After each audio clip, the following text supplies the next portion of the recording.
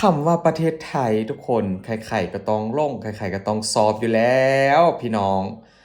มื้อนี้ก็ข้อเรื่องของน้ำมูกน้ำมันทุกคนเพราะว่าตอนนี้ก็เรื่องกระแสน้ำมันก็ยังคงร้อนแรงกันอยู่หลังจากที่มีการสู้รบตบตีกันบ่เซานะทุกคนและที่ตามมาทุกคนว่าพิมพ์ข้อยกไอเดียนี้แบบโคตรเจ๋งให้กับพี่น้องชาวไทยคือเก่าให้กับคนไทยคือเก่ากับการคิดคนปั๊มน้ำมันเล็กๆน้อยๆทุกคนหรือว่าปั๊มน้ำมันเปิด24ชั่วโมงนั่นเองทุกคนฝรั่งฝรั่งพี่น้องเมืองไทยกับฝรั่งไปเที่ยวหลายชาวต่างชาติไปเที่ยวหลายอยู่แล้วนะทุกคนแต่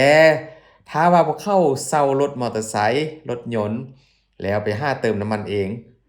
เมื่อพวกเขาได้ไปเจอปั๊มน้ำมัน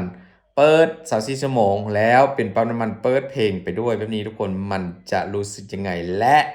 อาการของสาวฝรั่งเขาจะรู้สึกยังไงทุกคนเดี๋ยวเราไปดูคลิปพร้อมกันนะเมืองไทยมีแต่ใดกับใดทุกคนเดี๋ยวไปดูคลิปกันเลยพี่น้อง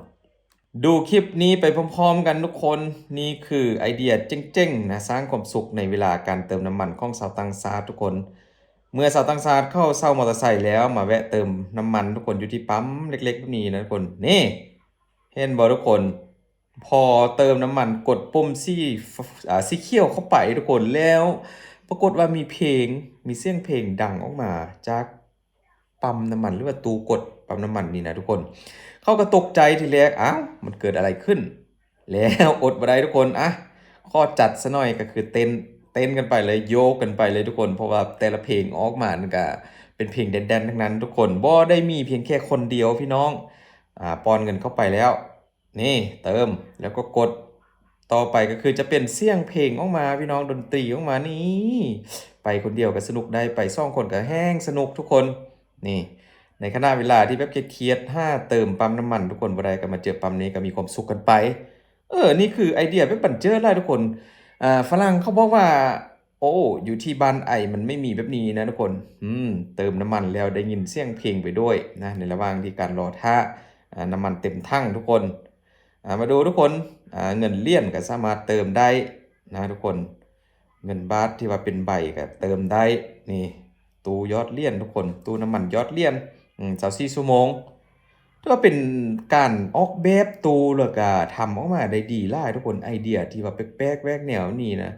มันถ้าว่าผู้ใดคิดได้ก่อนคนนั้นก็จะโอ้โฮถ้าเป็นธุรกิจก็คือจะร่ำจะรวยไปเลยทุกคนมาเติมเงินเข้าไปแล้วทุกคนต่อไปก็กดปุ่มสีเขียวนี่เลยตึ๊บแล้วก็จะมีเสียงดนตรีออกมาให้ได้เต้นได้โยกกันนี่ฝรั่งคนนี้ก็บ่อดที่ว่าเอารถยนต์รถมอเตอร์ไซค์มาเติมก็ต้องได้เต้นได้โยกกันก่อนนะเติมแป๊บเดียวก็เสร็จเพราะว่ามีความสุขไปด้วยทุกคนเข้าว่าความสุขอยู่ที่ประเทศไทยห้าใดทุกที่จริงๆทุกคนนะความสุขบ่ว่าจะเป็นรอยยิ้มนี่มาเจอวัยรุ่นครูบ่าวสาวคนนี้ทุกคนฝรั่งชาวต่างชาตินะเขาก็อดบ่ได้พี่น้อง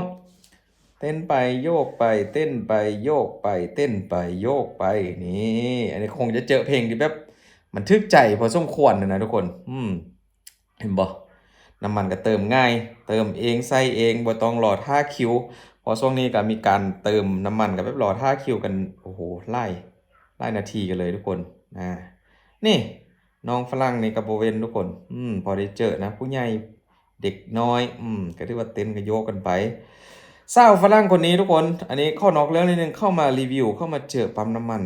ยอดเหรียญยอดเงินเนี่ยนะทุกคนก็คือแบบ โอ้โฮมันง่ายมันสะดวกมากเขาบอกว่ามันไม่ค่อยมีคนมาเติมแล้วก็เราเติมเองมันรวดเร็วอยากใส่เท่าไรก็เติมตังค์เข้าไปแล้วก็กดน้ำมันออกมานี่มีเสียงดนตรีมีอะไรออกมาทุกคนอันนี้ก็เข้ารีวิวให้ดูว่ามันสะดวกสบายมากอยู่ที่เมืองไทยกับการทำปั๊มเล็กๆแบบนี้ออกมาตามจุดชุมชนตามถนนหนทางนะสามารถแวะเติมได้โดยบ่ต้องรอท่าคิวเหมือนกับอยู่ที่บ้านของเขาทุกคนมา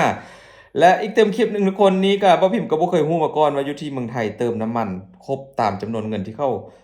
ตั้งกฎไว้แล้วจะมีการแจกน้ำดื่มเ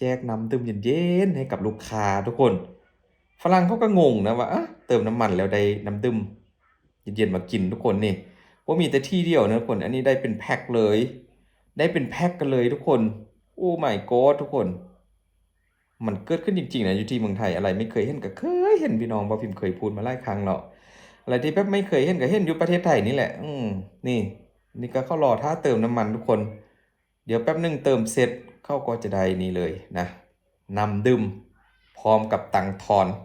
อืพี่น้องอ่ามาต่อกันอีกตึมอันนี้ก็ข้อจัดยาวนิดหน่อยทุกคนก็คือครอบครัวฝรั่งเข้าขี่รถพ่วงข้างนะพร้อมกับลูก2 คนลูกสาว2 คนนี่ยังเป็นเด็กเลยก็มาเติม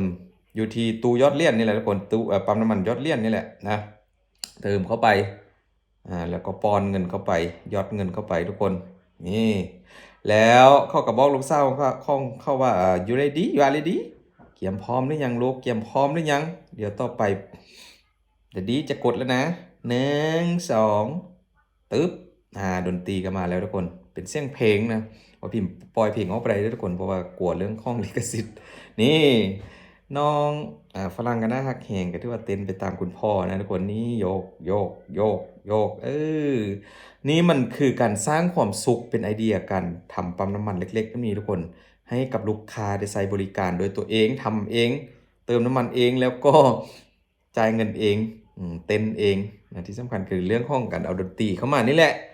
เฮ็ดให้หลายคนมีความสุขเวลาได้มาเติมน้ำมันอยู่ตามตู้ยอดเหรียญแบบนี้นะทุกคนเปิด24 ชั่วโมงก็ไปเติมกันได้ แต่ว่าบ่ฮู้ว่าช่วงนี้ที่ว่าน้ำมันขาดแคลนนี่ก็อยู่ที่เมืองไทยยังมีหรือบ่ทุกคนตู้แบบนี้ยังเปิดบริการปกติหรือบ่นะเติมเสร็จแล้วก็เตรียมพาลูกพาหลานออกเดินทางกันได้ อันนี้เขาน่าจะมาสร้างครอบครัวอยู่เมืองไทยแหละทุกคนสังเกตจากการใส่รถมอเตอร์ไซค์นะไม้เติมนมฝรั่งสุดหล่อทุกคนเขาก็พยายามเอาเงินปอนเข้าไปในรูนั่นแหละทุกคนแล้วมีลำโพงให้บอกเป็นรูนี้เขาก็สงสัยว่ามันคืออะไรทุกคนนะนั่นก็ข้อกดปุ่มสีเขียวก่อนนี่ปรากฏว่ามันคือตู้ลำโพงอยู่ข้างในเออนี่เขาก็ตอดหัวเงกเงกเงกเงกเงกนะทุกคนก็เป็นความสุขของลูกค้านะคนนอกจากนั้นก็ยังมีหนุ่มเกาหลีทุกคนมาเที่ยวเมืองไทยก็ข้อเติมน้ำมันรถกันก่อนหนุ่มเกาหลีคนนี้ใส่เสื้อไดโนพาร์คนะทุกคนเป็นขนมดังของเมืองไทยนี่เขาก็งงว่ามันตู้นี้เขาใส่ยังไงเขาทำอะไรเขาบอกว่ามันมีเพลงอยู่ข้างในนะมีคนบอกเขาทุกคนน่าจะเป็นคนไทยคิดเป็นคนไทยบอกเขาก็บ่เสื้อเขาว่าจริงๆน้ำมันก็ใส่ทั่วไปนะที่เกาหลีมันก็ไม่มีแบบนี้ก็บอกกดปุ่มสีเขียวกดไปปุ๊บได้ยินเสียงดนตรีทุกคนโอ้มีเพลงด้วยเหรอนี่ก็ต้องเต้นนะทุกคนว่าพิมพ์ไปสมมติว่ากันเป็นว่าพิมพ์ไปเติมคงจะต้องข้อเอาจากคลิปก่อนแหละเติมไปแล้วก็เต้นไปโยกไปพี่น้องเขาบอกว่าเพลงเดียวมันสั้นเกินไปเพราะเมื่อกี้เติมน้อยเพลงมันก็เลยหยุดข้อเอาเงินออกมาเติมอีกทุกคนเติมเข้าไปอีกว่า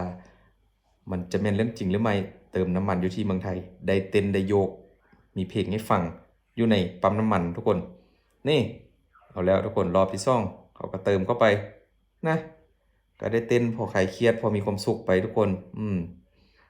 เงินน้ำมันเต็มปุ๊บเพลงก็ตัดปั๊บฮะหมดแล้วเหรอ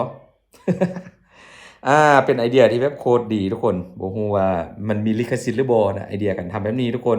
ปั๊มน้ำมันแบบนี้อยู่ที่เมืองไทยนะทุกคนบ่พิมพ์ก็อยากฮู้ว่ามันเป็นของส่วนตัวของธุรกิจส่วนตัวหรือว่าเป็นของรัฐวะทุกคนอันนี้คอมเมนต์บอกพิมพ์ก็ได้เด้อทุกคนอยากฮู้จริงๆนะมันเป็นไอเดียที่ว่าเจ๋งหลายแล้วก็ดีหลายกับการเปิดปั๊มหรือว่าเปิดตู้ยอดเหรียญปั๊มน้ำมัน24 ชั่วโมงแบบนี้นะทุกคนสร้างความสะดวกสบายให้กับพี่น้องชาวไทยและก็ชาวต่างชาติที่บ่เข้ามาเที่ยวทุกคนเป็นเรื่องดีๆอีกแล้วทุกคนเกี่ยวกับน้ำมันในรอบนี้นะขอบคุณหลายๆทุกคนเจอกันคลิปต่อไปเด้อขอให้ทุกคนมีความสุขบ๊ายบาย